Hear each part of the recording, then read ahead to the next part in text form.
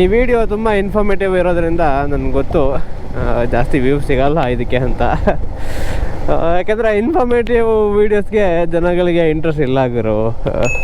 ನಾನು heavy information ಯಾವುದ್ರಲ್ಲಿ ಕೊಟ್ಟಿರ್ತೀನಿ ಅದೆಲ್ಲ ಬರೀ 100-200 ವ್ಯೂಸಲ್ಲ ಅಷ್ಟೇ ಇರೋದು. ವೆರಾಸ್ ಬೇರೆ ಅವ್ರದ್ದು ಕ್ರಿಂಜ್ ವೀಡಿಯೋಸ್ ಎಲ್ಲ ಹೆವಿಯಾಗಿ ಓಡ್ತವೆ. ಬಟ್ ಇನ್ಫಾರ್ಮೇಷನ್ ವೀಡಿಯೋಸ್ಗೆ ಯಾರಿಗೂ ಇಂಟ್ರೆಸ್ಟ್ ಇಲ್ಲ. ಸೊ ಎನಿವೆ, ನನ್ನ ವೀಡಿಯೋನ 4 ಜನ ನೋಡಿ 4 ಜನಕ್ಕೆ ಹೆಲ್ಪ್ ಆಯ್ತು ಅಂದ್ರೂ ಅಷ್ಟೇ ಸಾಕು ನನಗೆ, ಬೇರೆ ಏನೂ ಬೇಡ. ಸೊ ಬೇರೆ ವೀಡಿಯೋಸ್ ಅಂತೂ ಯಾವ್ದು ಹೋಗಬೇಕು ಅದು ಹೋಗುತ್ತೆ, ಎಲ್ಲ ದೇವ್ರ ಮೇಲೆ ಬಿಡೋಣ ಅಷ್ಟೇ, ಬೇರೆ ಏನಿಲ್ಲ. So anyway guys, welcome back to my channel.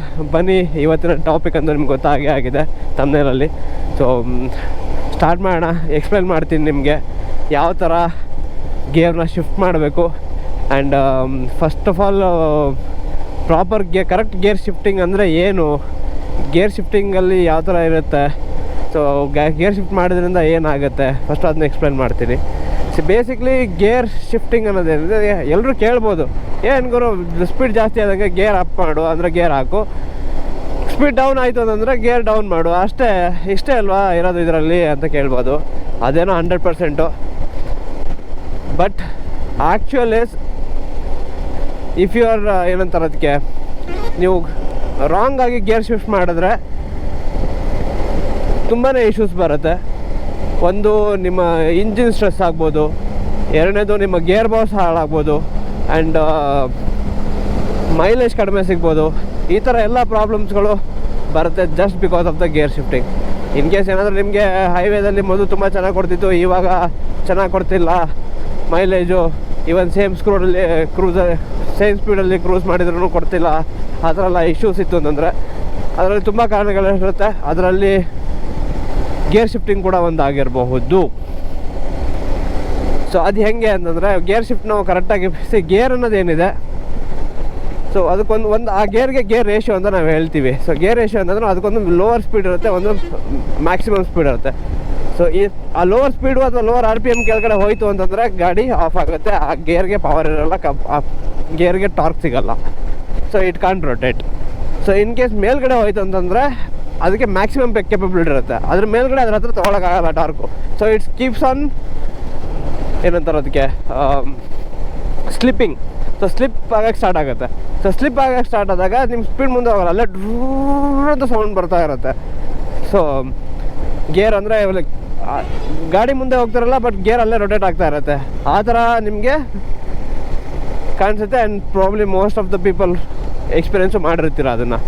So ಇವೆರಡು ಟೈಮ್ ವಿಡ್ತಲ್ಲಿ, ಸ್ಪೀಡ್ ವಿಡ್ತಲ್ಲಿ ಅಥವಾ RPM ವಿಡ್ತಲ್ಲಿ ನಾವು ಯಾವುದು ಕರೆಕ್ಟಾಗಿ ಎಲ್ಲಿ ಗೇರ್ ಚೇಂಜ್ ಮಾಡಬೇಕು, ಎಲ್ಲಿ ಎಲ್ಲಿ ಡೌನ್ ಮಾಡಬೇಕು, ಎಲ್ಲಿ ಅಪ್ ಮಾಡಬೇಕು, ಎಲ್ರಿಗೂ ಇರೋ ಮೇನ್ ಕ್ವಶನ್ನೇ ಇದು.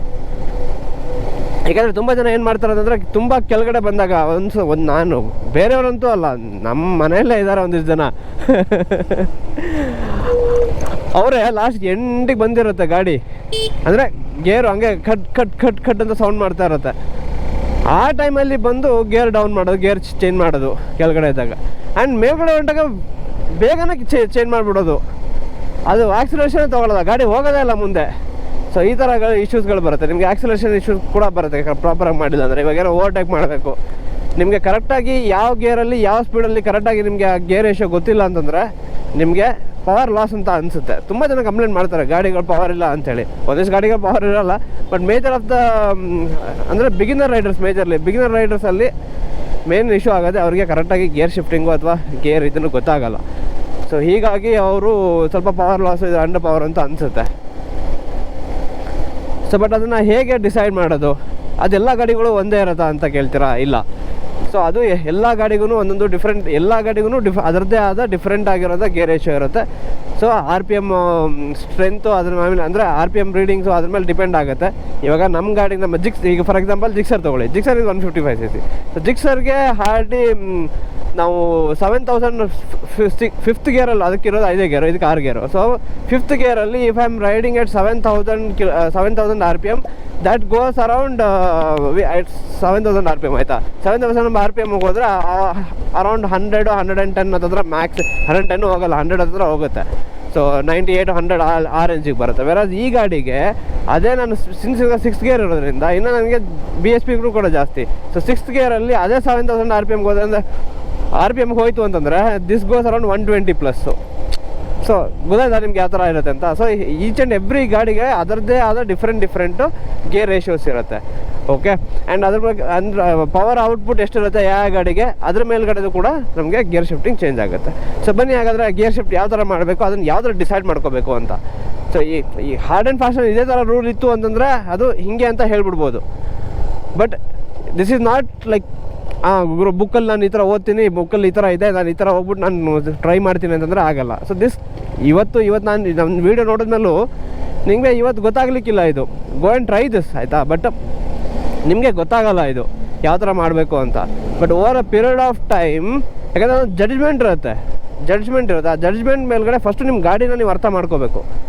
ಗಾಡಿ ಮೇಲೆ ಅರ್ಥ ಮಾಡಿಕೊಂಡು ಆ ಜಡ್ಜ್ಮೆಂಟ್ನ ಒಂಥರ ಮಸಲ್ ಪವರಲ್ಲಿ ಬಿಲ್ಡ್ ಮಾಡಿದಾಗ ನಿಮಗೆ ಈಸಿಯಾಗಿ ರೈಡ್ ಮಾಡೋಕ್ಕಾಗುತ್ತೆ, ಪರ್ಫೆಕ್ಟ್ ಗೇರ್ ಶಿಫ್ಟಿಂಗ್ ಬರುತ್ತೆ. ಆ್ಯಂಡ್ ಇವನ್ ನನ್ನ ವಿಸ್ವಾಮ್ ಕೂಡ ತುಂಬ ಜನ ಹೇಳಿದ್ದಾರೆ ಏನಂದರೆ ಗೇರ್ ಶಿಫ್ಟಿಂಗ್ ಹಾರ್ಡ್ ಇದೆ ಅಂತ.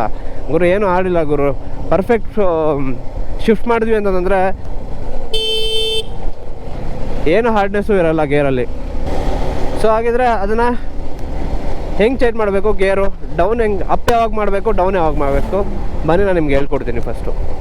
ಸೊ ಇವಾಗ ನಾವಿದ್ದೀವಿ ನ್ಯೂಟ್ರಲಲ್ಲಿ, ಓಕೆನಾ. ಸೊ ಇವಾಗ ನಾನು ಮಾತಾಡಲ್ಲ ಏನು, ಓಕೆ. ಸೊ ಜಸ್ಟ್ ಅಬ್ಸರ್ವ್ ಮಾಡಿ ಒಂದು ನನ್ನ ಗೇರ್ ಇದು ಏನಿದೆ ಆಯಿತಾ ನ್ಯೂಟ್ರಲಲ್ಲಿ. ಸೊ ಗೇರ್ ಶಿಫ್ಟ್ ಇಂಡಿಕೇಟರ್ಸ್ ಮೇಲೆ ನಿಮ್ಮ ನಿಗಾ ಇರಲಿ, ಪ್ಲಸ್ ಈ ಪ್ರಾಪರಾಗಿ ನನ್ನ ಸೌಂಡನ್ನ ಕೇಳಿ ಆಯಿತಾ, ಗಾಡಿ ಸೌಂಡನ್ನ. ಓಕೆ, ನಾನು ಫಸ್ಟ್ ಒಂದು 2 ರಿಂದ 3 ಗೇರ್ ಶಿಫ್ಟ್ ಮಾಡ್ತೀನಿ. ಅದಾದಮೇಲೆ ನಾನು ಹೇಳ್ತೀನಿ ನೀವೇನು ಅಬ್ಸರ್ವ್ ಮಾಡಿದ್ರಿ, ಏನೇನು ಅಬ್ಸರ್ವ್ ಮಾಡಬೇಕಿತ್ತು ಅಂತ. ಅಂದರೆ ಲೈಕ್ ಫಸ್ಟು ನಿಮಗೆ ಗಾಡಿ ಸ್ಟಾರ್ಟ್ ಮಾಡಿ ಫಸ್ಟು ನ್ಯೂಟ್ರಲ್ ಹಾಕಿದ್ಮೇಲೆ, ನ್ಯೂಟ್ರಲಿಂದ ಈಗ ಫಸ್ಟ್ ಗೇರ್ ಹಾಕ್ತೀನಿ ಆಯಿತಾ. ಸೊ ಫಸ್ಟ್ ಗೇರ್ ಹಾಕಿದ್ಮೇಲೆ ನಿಮಗೆ ಒಂದು ಏನಂತಾರೆ ಇಂಜಿನ್ ಸೌಂಡ್ ವೇರಿಯೇಷನ್ನ ಕರೆಕ್ಟಾಗಿ ಅಬ್ಸರ್ವ್ ಮಾಡಿ. ಸೊ ನಾನು ಯಾವಾಗ ಚೇಂಜ್ ಮಾಡ್ತೀನಿ, ಯಾವಾಗ ವಾಪಸ್ ಇಳಿಸ್ತೀನಿ ಅಂತ. ಸೊ ಫಸ್ಟು 3 ಗೇರ್ಸ್ ನಾನು ಅಪ್ ಮಾಡಿಬಿಟ್ಟು ಅದಾದಮೇಲೆ then I will go down. Okay, so just observe ಮಾಡಿ, ನಾನು ಮಾತಾಡಲ್ಲ ಏನು, ನೀವೇ ಅಬ್ಸರ್ವ್ ಮಾಡಿ, ಅದಾದಮೇಲೆ ನಾನು ಹೇಳ್ತೀನಿ.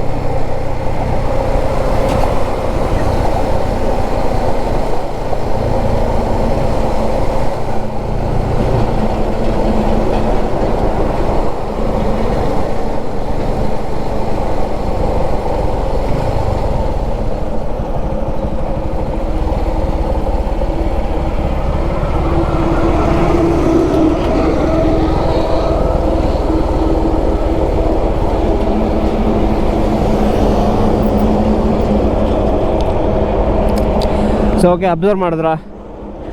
ಸೊ ಏನೇನು ಅಬ್ಸರ್ವ್ ಮಾಡಿದ್ರೆ ನೀವು ಒಂದ್ಸತಿ ಕಮೆಂಟ್ ಮಾಡಿ, ಓಕೆನಾ. ನಾನಿವಾಗ ಹೇಳ್ತೀನಿ ನಿಮಗೆ, ಆ್ಯಂಡ್ ಇವಾಗ ಒಂದ್ಸತಿ ಮತ್ತೆ ರೈಡ್ ಮಾಡ್ಕೊಂಡು ನಿಮಗೆ ಎಕ್ಸ್ಪ್ಲೇನ್ ಮಾಡ್ತೀನಿ, ಓಕೆ, ಯಾವ ಥರ ಶಿಫ್ಟ್ ಮಾಡಬೇಕು ಅಂತ. ನೀವು ಅಬ್ಸರ್ವ್ ಮಾಡಿದ್ದು ಅದೇ ಇದೆಯಾ ಅಥವಾ ಏನು ಡಿಫ್ರೆನ್ಸ್ ಇದೆಯಾ ಒಂದು ಸ್ವಲ್ಪ ಯೋಚನೆ ಮಾಡಿ, ಓಕೆ. ಸೊ ಇವಾಗ ಗಾನ್ ಆ ಇಂಜಿನ್ ಒಂದು ಸ್ವಲ್ಪ ಸ್ಟ್ರೆಸ್ ಆದಂಗೆ ಅದು ಅನಿಸುತ್ತೆ. ಚೇಂಜ್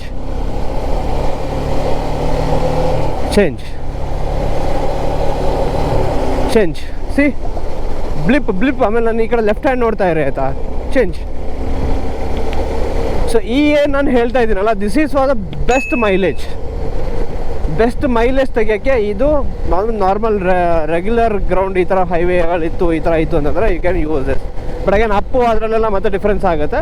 ಬಟ್ ಲೆವೆಲ್ ಗ್ರೌಂಡಲ್ಲಿ ನಿಮಗೆ ಬೆಸ್ಟ್ ಮೈಲೇಜ್ ತೆಗಿಯೋದು ಈ ಥರ ಗೇರ್ ಶಿಫ್ಟಿಂಗ್ ಮಾಡಬೇಕು ಅಂತ ನಾನು ಹೇಳ್ತಿದ್ದೀನಿ ಅಷ್ಟೇ. ಸೊ ಇವಾಗ 6th ಇದೆಯಾ ಸಾಯಿಲ್?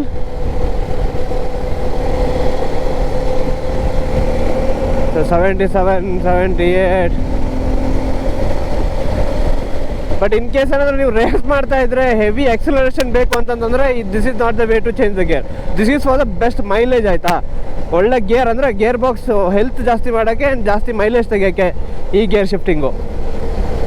ವೆರಾಸ್ ಅದೇ ಏನಾದರೂ ನಾವು ರೇಸ್ ಮಾಡ್ತಿದ್ದೀವಿ ಅಥವಾ ಹೆವಿ ಆಕ್ಸಲರೇಷನ್ ಬೇಕು, ಓವರ್ಟೇಕ್ ಮಾಡಬೇಕು ಅಂತಂದರೆ ದೆನ್ ರಿಮೆಂಬರ್ ನಿಮ್ಮ ಒಂದು ಗಾಡಿ ಸ್ಪೆಸಿಫಿಕೇಶನ್ ಇರುತ್ತಲ್ಲ. ಇವಾಗ ಫಾರ್ ಎಕ್ಸಾಂಪಲ್ ನನ್ನ ಗಾಡಿದು 22 BHP at 8000 RPM. So I have to change at 8000 RPM ಆ ಥರ.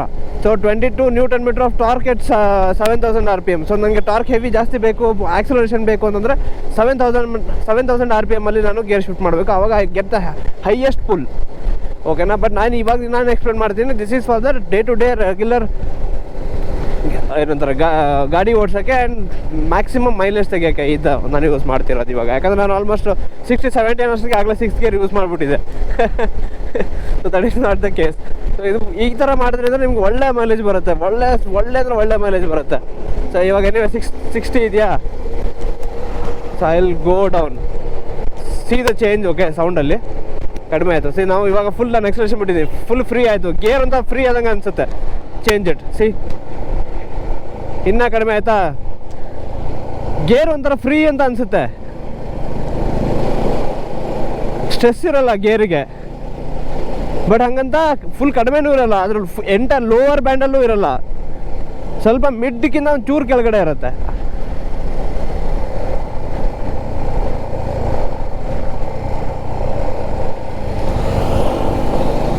ಥರ್ಡು. ಸೊ ಇವಾಗ ಫ್ರೀ ಆಯಿತು. ಸೆಕೆಂಡು.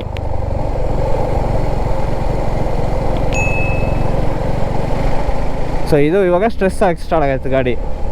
ಸೊ ಕಡಿಮೆಗೆ ಹೋಯ್ತಾ ಫ್ರೀ ಆಯಿತು, ನನ್ನ ಗಾಡಿ ಫ್ರೀ ಆಯಿತು.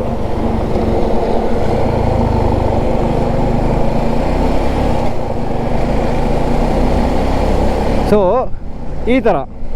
ಸೊ ಅಂದರೆ ಎಂಟ್ರಿಯಲ್ಲಿ ಒಂದು ಸ್ವಲ್ಪ ಇಂಜಿನ್ ಸ್ಟ್ರೆಸ್ ಸಿಗುತ್ತೆ. ಆ ಸ್ಟ್ರೆಸ್ ದಾಟಿ ಒಂದು 2 ಸೆಕೆಂಡ್ಗೆ, even if you are continuously increasing, ಒಂದು ಸ್ವಲ್ಪ RPM ಜಾಸ್ತಿ ಆಯಿತು ಅಂದಂಗೆ ಶಿಫ್ಟೆಡ್. ಎಷ್ಟು ಸ್ಮೂತಾಗಿ ಶಿಫ್ಟ್ ಆಗುತ್ತೆ ಗೊತ್ತಾ ಗೇರು. ಟ್ರೈ ಮಾಡಿ ಬೇಕಾದ್ರೆ ಇವತ್ತು ಈ ವಿಡಿಯೋ ನೋಡಿದ ಮೇಲೆ ಕರೆಕ್ಟಾಗಿ ಟ್ರೈ ಮಾಡಿ ಒಂದ್ಸತಿ, ನಿಮಗೆ ಅರ್ಥ ಆಗುತ್ತೆ. ಅದಾದಮೇಲೆ ಕೆಳಗಡೆ ಬರಬೇಕಾದ್ರೆ ಸೇಮ್ ಹಿಂಗೆ ಓಡಿಸ್ತಿರ್ತೀವ, ಸ್ಟ್ರೆಸ್ಸಲ್ಲಿರುತ್ತೆ ಗಾಡಿ, ಓಡ್ತಿದೆ, ಆಕ್ಸಲೇಷನ್ ಹೋದಾದೆ, ಆಕ್ಸಲೇಷನ್ ಡೌನ್ ಆಯಿತು. I can feel that free. But lower ಎಂಡಿಗೆ ಹೋಗಿಲ್ಲ ಇನ್ನು.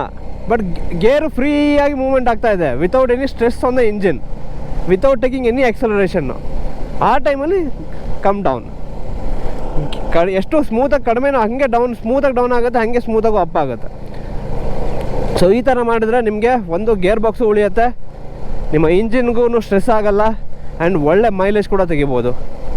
ಅದಾದಮೇಲೆ ದೆನ್ ನಿಮಗೆ ಏನಂತಾರೆ ಚೈನ್ ಸ್ಪ್ರಾಕೆಟು ಅದೆಲ್ಲ ಕೂಡ ಉಳಿಯುತ್ತೆ. And even the clutch plate also. ಯಾಕಂದರೆ ತುಂಬ ಪ್ರಾಪರಾಗಿ ನಾವು ಕ್ಲಚ್ ಎಂಗೇಜು ಡಿಸೆಂಗೇಜ್ ಪ್ರಾಪರಾಗಿ ಮಾಡಿಲ್ಲ ಅಂತಂದರೆ ಈವನ್ ಕ್ಲಚ್ ಪ್ಲೇಟ್ಸ್ ಕೂಡ ಓವರ್ನ್ ಔಟ್ ಆಗುತ್ತೆ ಆ್ಯಂಡ್ ಕ್ಲಚ್ ಹಾಳಾಗುತ್ತೆ. ಸೊ ಐ ಹೋಪ್ ನಿಮಗೆ ಹೆಲ್ಪ್ಫುಲ್ ಆಗಿದೆ ಅಂತ ಅಂದ್ಕೊಳ್ತೀನಿ ಈ ವಿಡಿಯೋ. ನನಗೆ ಅಂದರೆ ಇದು ಎಷ್ಟು ನನಗೆ ಕ್ಯಾಮ್ರಾದಲ್ಲಿ ರೆಕಾರ್ಡ್ ಆಗಿದೆ ಸೌಂಡು ಏನು ಅಂತ ಗೊತ್ತಿಲ್ಲ. I have no idea. Because ನಾನು ಇನ್ನೊಂದು ಕ್ಯಾಮ್ರಾ ಮೌಂಟ್ ಮಾಡೋಕ್ಕೆ ಅದು ಮೌಂಟೇ ಇರಲಿಲ್ಲ, ಅದೆಲ್ಲ ಹೋಗ್ಬಿಟ್ಟಿದೆ. Otherwise I wanted to mount it near the engine. So gear sound ಗೊತ್ತಾಗಲಿ ಅಂತೇಳಿ. ಬಟ್ ಗೊತ್ತಿಲ್ಲ, ನಾನು ಹೋಗ್ಬಿಟ್ಟು ಇವಾಗ ಚೆಕ್ ಮಾಡ್ತೀನಿ, ನೋಡಿದ್ಮೇಲೆ ಗೊತ್ತಾಗತ್ತೆ ನನಗೂ. ಬಟ್ ಮೋಸ್ಟ್ ಪ್ರೊಬಬ್ಲಿ ನಾನು ಹೇಳೋ ಕಾನ್ಸೆಪ್ಟ್ ನಿಮಗೆ ಅರ್ಥ ಆಗಿದೆ ಅಂತ ಅಂದ್ಕೊಂಡಿದ್ದೀನಿ. ಅರ್ಥ ಆಗಿಲ್ಲ ಅಂತಂದರೆ ಒಂದ್ಸಲ ಕಮೆಂಟ್ ಮಾಡಿ ನೋಡೋಣ. ನೆಕ್ಸ್ಟ್ ಟೈಮ್ ಏನಾದರೂ ಮಾಡಬೇಕಾದ್ರೆ ಪ್ರಾಪರ್ 2-3 ಕ್ಯಾಮ್ರಾ ಯೂಸ್ ಮಾಡಿಕೊಂಡು ನಾನು ಟ್ರೈ ಮಾಡ್ತೀನಿ. ಸೊ ಆವಾಗ ಇನ್ನೂ ಕ್ಲಿಯರಾಗಿ ಅರ್ಥ ಆಗುತ್ತೆ.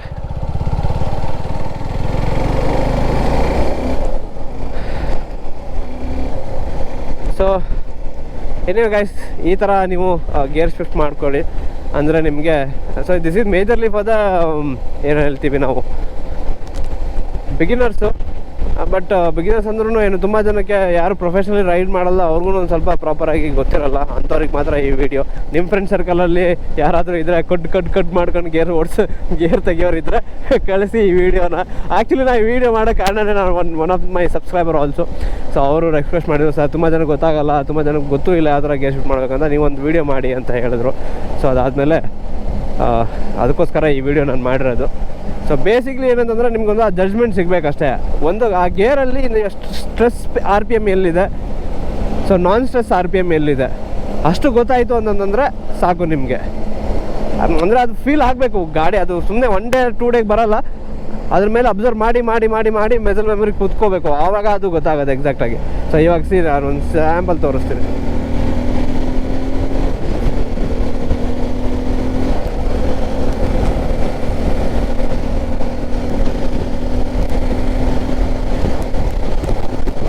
Sixth gear, come down.